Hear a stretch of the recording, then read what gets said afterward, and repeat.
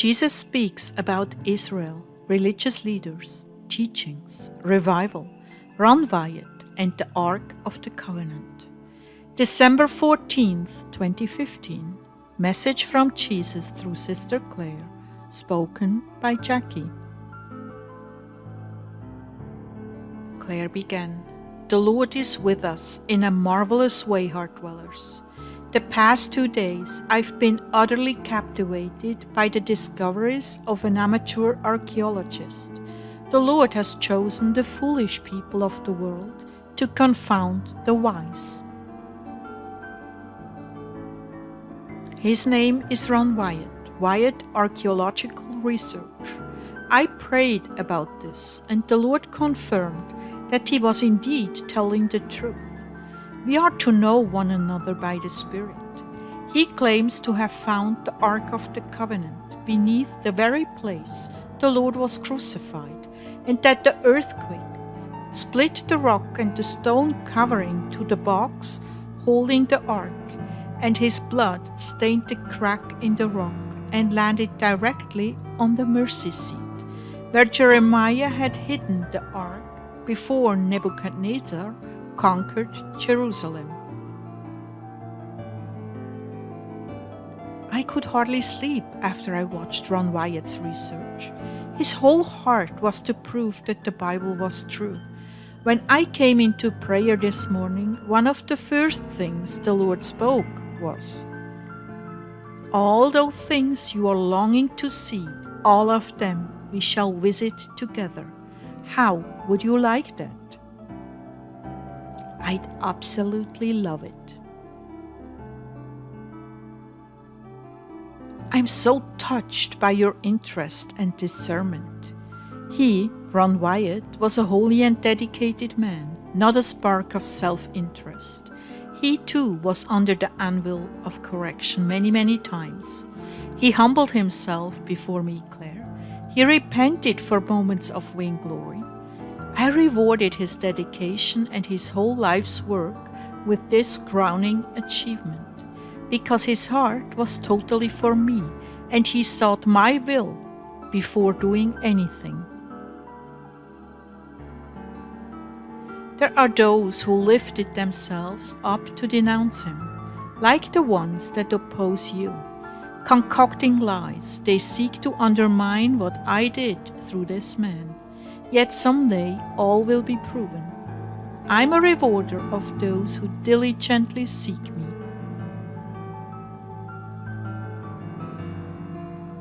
You see how far man has come. Now he can enter into the Holy of Holies and speak with me as Moses did, without fear of instant death. Oh, that was my heart, Claire, to open the veil, that my precious little ones might enter. How I longed to fellowship with my people. They were so remote at those times, but out of necessity, because they had not yet learned the fear of God. But then I came to earth and walked among them, dispelling the terror and revealing my true heart of mercy for them. Yes, I've broken down the wall that divides. I've truly rent asunder the veil and offered more privileges than ever. I opened my arms to embrace each one of my creatures and speak with them as to dear children. Oh, so much was accomplished on the cross. As the reality of who I am has been revealed through the new covenant, intimacy has been given. Yet men have always been intimidated by what they cannot control, and they cannot control the working of my Spirit in the minds and hearts of men. Therefore, they set forth rules, regulations, boundaries on my workings with men. I laugh at those rules and seek out the solitary souls that adore me and want nothing more in their lives than to make me happy by knowing, loving, and serving me. Yes, this is the time spoken of in Joel. I will pour out my Spirit on all mankind, and your sons and daughters will prophesy. Your old men will dream dreams. Your young men will see visions. That's Joel 2:28. Things will intensify in this arena as world chaos intensifies. I've taken many by the hand and led them out of denominations that were crippling their walk with me. I've brought them to my banqueting table in the Spirit and lavished my understanding of things they so desired to know. I have calmed all their fears of being close to me and done away with the barrier of lies they were encapsulated in, keeping them from my arms. Now they are walking in my spirit and reaching out to others with my love and breaking every yoke of lies the enemy has placed on their backs. So much freedom for those who have diligently sought me. So much liberation and deliverance from the norms of men that have chained them down. Now they are free to worship me in spirit and in truth, and so many have fallen under the influence of my spirit, being filled to overflowing, going out and pouring this upon the broken and lonely. Yes, order is important, otherwise you have chaos. But there are boundaries, even in order.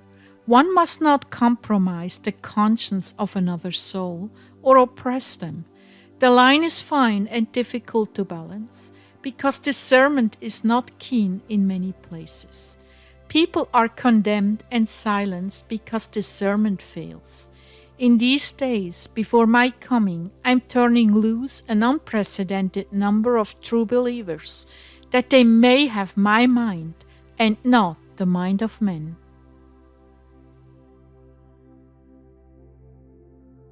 I am making an all-out effort, Claire, to reach people with my authentic love and intimacy, and laying the foundation for the revival that will break forth after you're raptured. Many are the authentic lovers and worshippers that I've chosen to bring forth teachings for the left behind.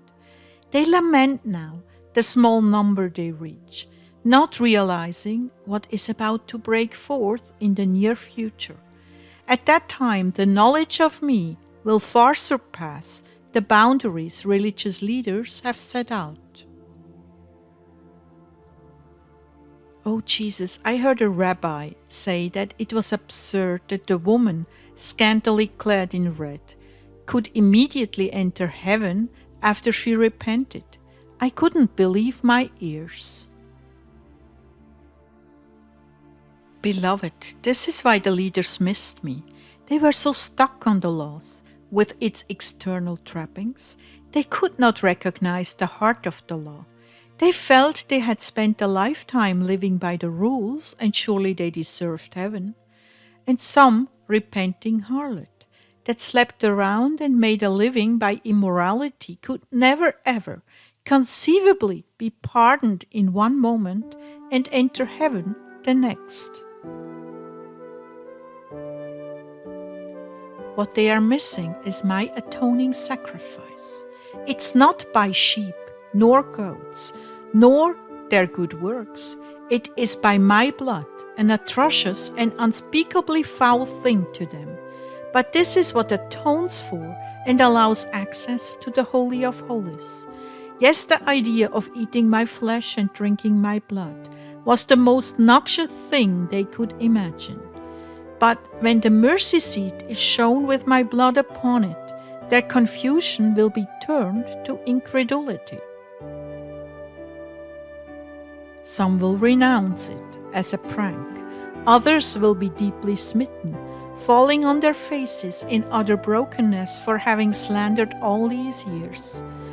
For their blindness and persecution, some will not rise up from that place for days and even weeks.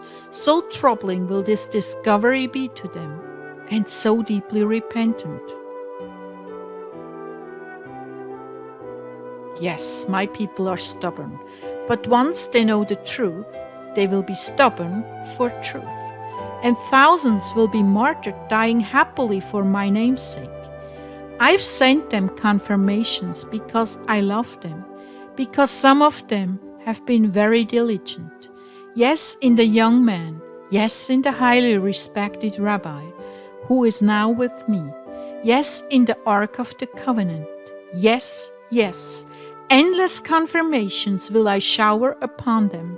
Their minds will be opened, and I will drop my understanding in the place of their blindness and confusion.